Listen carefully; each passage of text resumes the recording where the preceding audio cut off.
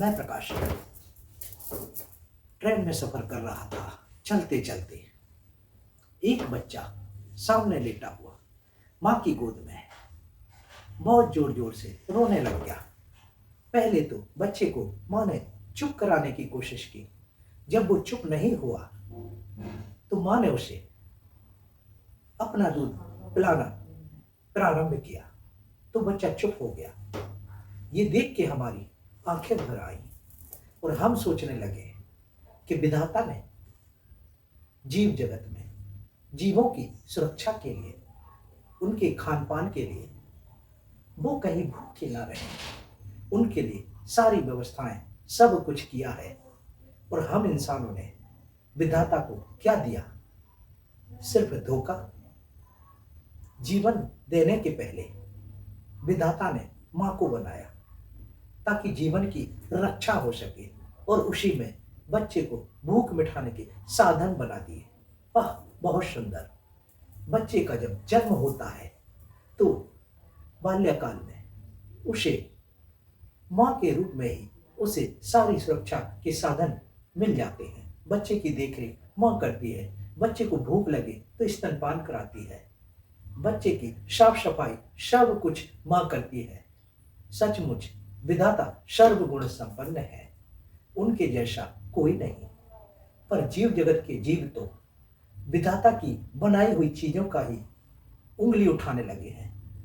वो दूध को मांसाहार कहकर उसका अपमान करते हैं, दुधारू जीवों को काटकर खा जाते हैं। ऐसे राक्षसी समाज में, राक्षसी पिशाची जीवों के बीच में कुकर्मी जीवों से उम्मीद भी क्या की जा सकती है? बच्चा जब पेट में होता है तो माँ के रूप में नली के माध्यम से माँ के पेट में खाना पहुंच जाता है। पर बच्चा जैसे ही पैदा होता है तो माँ के स्तन में दूध आ जाता है और बच्चे की भूख मिट जाती है। मातृत्व प्रेम के कारण माँ उसे स्तनपान कराती है। जब तक बच्चा थोड़ा सा बड़ा ना हो जाए तब तक ये विधाता के द्वारा प्रदत्त चीजें हैं। उंगली उठाकर इनका अपमान नहीं करना चाहिए। पर जीव जगत के जीव तो पशु जगत के जीवों को अपने घर में बांधकर उनकी सेवा करके उनका दूध निकालते हैं। यहां तक तो ठीक है, पर अनमोल दूध का भी मोल पानी मिलाकर वसूला जाता है। दूध को बेचना एक अलग बात है और दूध का बदले पारितोषिक लेना एक अलग बात है।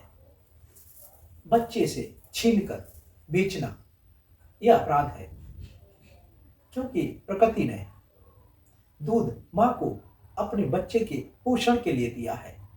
तो बच्चे से दूध छीनने वाले हम कौन होते हैं? हमने तो उनकी जमीनें छीनकर अपने घर में बांध लिया है और बच्चे को थोड़ा सा दूध पिलाकर सारा दूध हम निकाल लेते हैं, चोरी कर लेते हैं। और जब इससे भी मन नहीं भरता तो उस जीव को ही काट कर खा जाते हैं।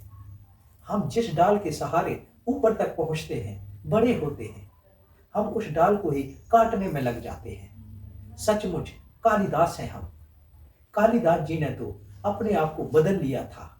वो एक महान महाकवि बन गए थे।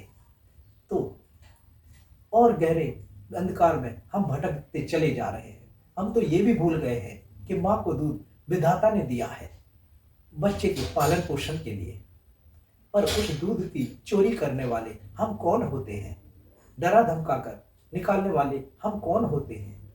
दुधारू जीवों सेवा करने के बाद, बच्चे को पिलाने के बाद फिर दूध बचता है तो हम अपने लिए इस्तेमाल यूज कर सकते हैं। पर बेचना पाप है। अगर दूध चाहिए है तो दुधारू पशुओं का पालन पोषण करो, फिर उनके बच्चे को पिलाने के बाद जो बचता है फिर हम, क्योंकि वो माता खुद ही तुम्हें दूध दे देगी, तो उसका हम इस्तेमाल कर सकते, उपयोग कर सकते हैं। परस्पर व्यवहार में दूध से बनी हुई चीजें दे सकते हैं, पर माता पशुओं के साथ धोखा नहीं करना चाहिए, फिर चाहे वो पशु जगत हो चाहे मनुष्य जगत हो। माँ का प्रथम दूध बच्चे के लिए जीवनदायक होता है। वो बच्चे की सुरक्षा और रक्षा करने वाले बैक्टीरिया, नुकसान पहुंचाने वाले बैक्टीरिया से बचाता है और प्रचुर मात्रा में प्रोटीन, मिनरल्स और पोषक तत्वों का भंडार होता है और जीवन रक्षक बन जाता है। रोग निरोधक होने के कारण जो बच्चे के लिए वरदान होता है, रक्त और जल की धारा से अलग एक निर्मल अमृत धारा होती है, जो अपने बच्चे के पोषण के लिए ईश्वर द्वारा प्रदत्त है। शुद्ध धारा होती है जो मांसाहार नहीं है। माँ का बच्चे के लिए मातृत्व प्रेम है। धन्यवाद।